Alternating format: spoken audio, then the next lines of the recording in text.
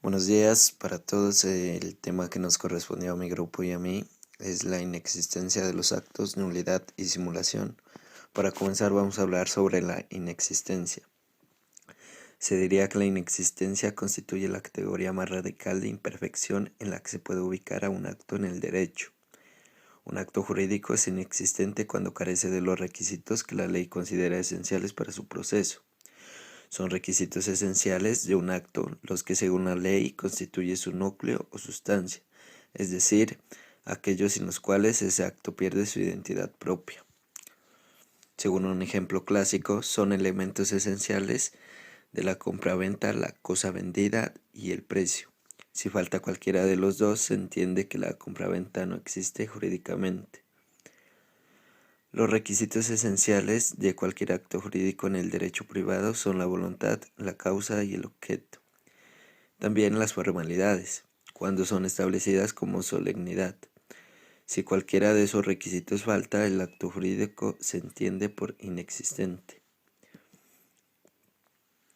Así, por ejemplo, es inexistente el contrato de compra y venta, en el que solo comparece una de las partes por falta de la voluntad de la otra. Es inexistente el arrendamiento en que no se establece la obligación del arrendador de entregar la cosa para el uso del arrendatario por falta de la causa. Es inexistente la donación en la que no hay un bien donado por falta del objeto.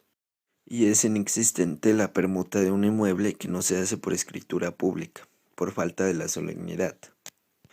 La consecuencia de que no se cumplan los requisitos esenciales es que el acto no alcance a perfeccionarse y no produzca ni obligaciones civiles ni obligaciones naturales. Por tanto, ante un acto inexistente, lo único que queda es desconocer totalmente sus consecuencias. Los actos inexistentes pueden resumirse en 3 reglas básicas, que serían la primera, que la inexistencia se produzca de pleno derecho; la segunda, que el acto inexistente no pueda sanearse; y la tercera, que cualquier persona pueda alegar la inexistencia de un acto. Bueno, la inexistencia se produce de pleno derecho y por tanto no es necesario una sentencia judicial que invalide el acto para privarlo, en el caso de que las partes hayan atribuido efectos al acto. Cualquier persona puede desconocer esos efectos y destruir las situaciones de hecho, sin necesidad de que se proceda a una declaratoria judicial de inexistencia. Según la Corte Constitucional, en la sentencia 345 de 2017, la inexistencia se produce en aquellos supuestos en los cuales los requisitos o condiciones de inexistencia de un acto jurídico no se configuran, tal y como ocurre, por ejemplo, cuando falta completamente la voluntad, cuando no concurre un elemento de la esencia de determinado acto, o cuando no se cumple un requisito o formalidad previsto en el ordenamiento para la existencia del acto o contrato. La nulidad.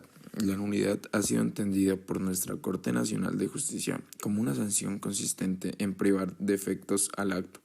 De la característica de sanción que tiene la nulidad se deriva que las reglas que la regulan son de orden público, por lo que no puede ser derogada por las partes, y que dado a que las sanciones deben interpretarse restrictivamente, la nulidad ni puede aplicarse por analogía ni puede aplicarse al acto que no viola un requisito de validez establecido legalmente, sino cualquier otro tipo de requisitos. Por más importante que se lo considere, el Código Civil distingue entre nulidad absoluta y nulidad relativa. Según ha destacado la jurisprudencia y la doctrina, esta distinción atiende al tipo de requisitos de validez que el acto no cumple. La nulidad absoluta supone un grado de imperfección más grave que la nulidad relativa, precisamente porque los requisitos de validez violados son más graves.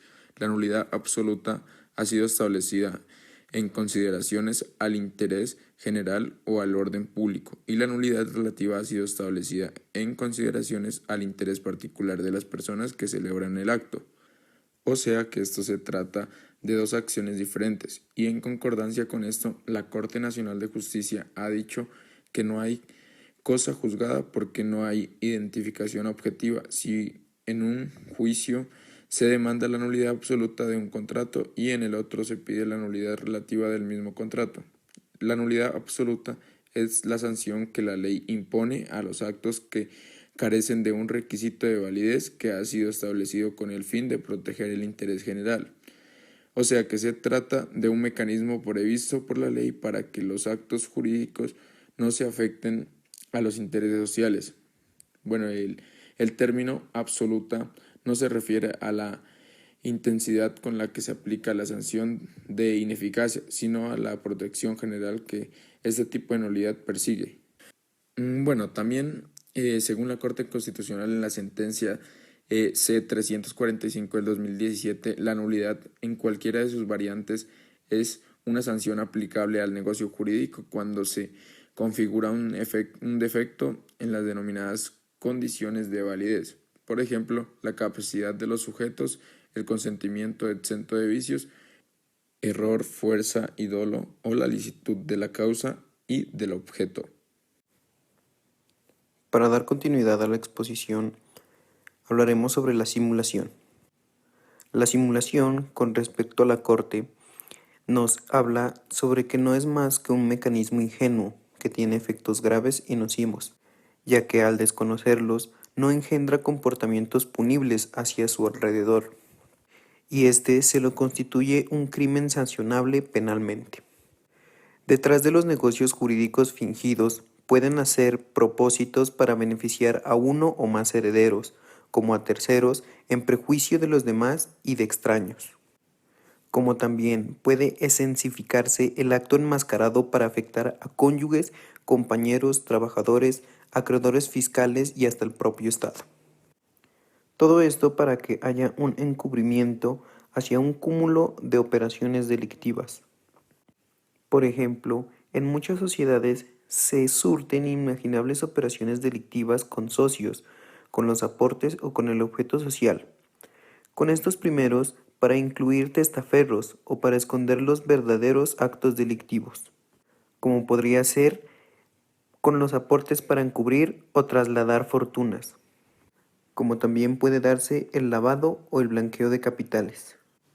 Pues bien, teniendo en cuenta que las partes que contratan no siempre disimulan del mismo modo, se habla de dos clases de simulación, la simulación absoluta y la simulación relativa. Sobre la simulación absoluta, se dice que ésta se produce cuando entre las partes hay un propósito fundamental, o sea, que los participantes se encaminen para crear una apariencia engañosa de un negocio superficial, sin un contenido real.